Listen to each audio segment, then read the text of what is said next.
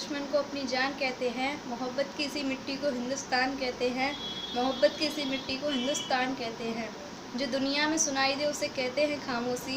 जो दुनिया में सुनाई दे उसे कहते हैं खामोशी। जो आँखों में दिखाई दे उसे तूफ़ान कहते हैं। उसे तूफ़ान कहते हैं।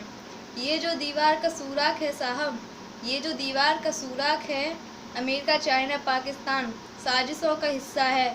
हम इसे अपने घर का रोशनदान कहते हैं। हम इसे अपने घर का रोशनदान कहते हैं। आज़ादी, आज़ादी का मतलब तो वो जानते हैं जिन्होंने कभी गुलामी की हो। हम सौभाग्यशाली हैं कि हमने स्वतंत्र भारत में जन्म लिया है। यूँ तो आज़ादी की लौ 1857 से ही लग चुकी थी, जो मिसाल बनकर 1947 में हमारे देश को आज़ाद करा गई, हमारे देश को आज़ाद करा गई। प्राचीन, मध्यकालीन और वर्तमान भारत के उदाहरणों से स्पष्ट करना चाहूँगी कि जब हम फिरंगियों के फेरे में फंस गए थे तो रंग दे बसंती चोला की एक आवाज़ पर टोली के टोले उमड़ आते थे। उनके वंदे मातरम के नारे से 5-5 डिग्री का तूफान अंग्रेजी शासकों की जड़ों में तूफान ला देता था। लोग मर जाते थे, मिट जाते थे, फांसी चढ़ जाते थे, तो वो भी अपनी देशभक्ति साबित कर रहे होते थे, क्योंकि ये उस दौर की देशभक्ति की कसौटी थी। उसके बाद 62, 65 और 71 के युद्धों में अपना सुहाग गवा देने वाली औरत, जब घर के हालत ये हो जाया करते थे कि प्यार भी भरपूर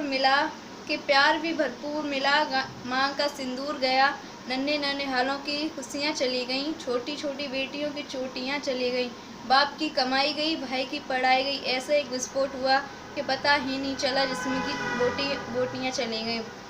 और आपके लिए सिर्फ एक आदमी मरा है साहब, और आपके लिए सिर्फ एक आदमी मरा है साहब। मेरे घर की तो रोटियां चली गईं, मेरे घर की तो रोटियां चली गईं। फिर भी वे हालत पैदा हो जाने के बाद एक माँ अपने पुत्र को सरहद पर दुश्मनों की धज्जियां उड़ाने को भेज देती है और पत्र लिखकर भेजती थी कि अम्मा ने खत लिखा है बड़े चाव से, अम्मा ने खत लिखा है बड़े चाव से कि बेटा बिल्कुल भी मत घबरा जाना, 1 इंच पीछे भी मत हट जाना, चाहे इंच इंच कट जाना, चाहे इंच इंच कट जाना। इस तरह पूरा परिवार अपनी देशभक्ति साबित कर रहा होता था। तब देश बलिदान मांगता था, तब देश लड़ जाने को कहता था, तब देश मर जाने को, मिट जाने को, फांसी चढ़ जाने को कहता था। किंतु अब हमारा देश मर जाने को नहीं कहता, मिट जाने को नहीं कहता, फांसी चढ़ जाने को नहीं कहता। मेरे विचार से यदि कोई व्यक्ति अपना काम पूरी ईमानदारी, पूरी मेहनत, पूरी लगन से करे तो यही उसकी सच्ची देशभक्ति है। मैं नहीं मानती कि व्हाट्सएप, फेसबुक, इंस्टाग्राम की डीपी को 3 रंगों में रखना ही देशभक्ति है। और यदि आप कहेंगे कि साल में 2 बार तिरंगा हाथ में ले लेना देशभक्ति है, तो मैं पूछती हूँ कि फुटपाथ पर रहने वाला बच्चा ट्रैफिक की छाँव में नंगे पैर हाथ में तिरंगा लेकर बेच रहा होता है, तो यह क्या उसकी देशभक्ति है? नहीं, है उसकी देशभक्ति नहीं है।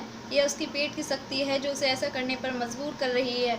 ना वो मस्जिद को जानते हैं, न सिवालों को जानते हैं, ना वो मस्जिद को जानते हैं, न सिवालों को जानते हैं। जो पेट के भूखे होते हैं ना, वो केवल रोटी के निवालों को जानते हैं, केवल रोटी के निवालों को जानते हैं। अपने परिवार, अपने समाज, अपने देश के समर्पण के लिए भार है देशभक्ति, ताकि हर देशद्रोही यह समझ सके कि यदि तू परिंदा है तो यह आसमान तेरा है, यदि तू दरिंदा है तो ये शमशान तेरा है, भाईचारे से रहना है तो रह इस ज़मीन पर, वरना ये कब्रिस्तान भी तेरा है। लेकिन एक देशद्रोही से ज़्यादा देशभक्ति तब आहत होती है जब एक बेटा अपने बूढ़े माँ बाप को एक वृद्धाश्रम की चौखट पर छोड़ आता है। करा उठती है वह देशभक्ति जब मुसीबत में फंसे लोगों की जान बचाने से ज़्यादा हम सेल्फी लेकर अपनी लाइफ बढ़ाने में लगे रहते हैं। हम ना एक ऐसे समाज में जीते हैं जब पत्थर की मूरत को लगते हैं 56 वो, और भूखे तड़पते नंगे सो जाते हैं लोग, भूखे नंगे तड़पते सो जाते हैं लोग। मजदूर को मजबूर समझकर दान नहीं काम दीजिए, और अगर दान देने के इच्छुक हैं तो जीते जी रक्तदान दीजिए, और मरने के बाद अंगदान देकर किसी मरते हुए को जीवन दान दीजिए। यही सच्ची देशभक्ति है और यही सच्चा राष्ट्र प्रेम है। न सरकार मेरी है, न रब मेरा है, न सरकार मेरी है, न रब मेरा है, और ना ही पद यह बड़ा सा नाम मेरा है। बस इतनी सी बात का गुरूर है मुझे, बस इतनी सी बात का गुरूर है मुझे, मैं हिंदुस्तान की हूँ और यह हिंदुस्तान मेरा है। मेरे विचारों में वह देश का निर्माण तब होगा जब देश में महिला को पूजा नहीं, उनका सम्मान किया जाएगा, और राष्ट्र निर्माण तब संभव होगा जब हम जात का दर्श नहीं बल्कि सामाजिक शक्ति का आह्वान करेंगे। जय हिंद, जय भारत। तो ये थी हमारी नाइसी, यानी हिंदी में बोले तो भतीजी, MLIC inter college, Makhanlal inter college Amapur में अध्ययनरत हैं, हाई स्कूल की छात्रा हैं।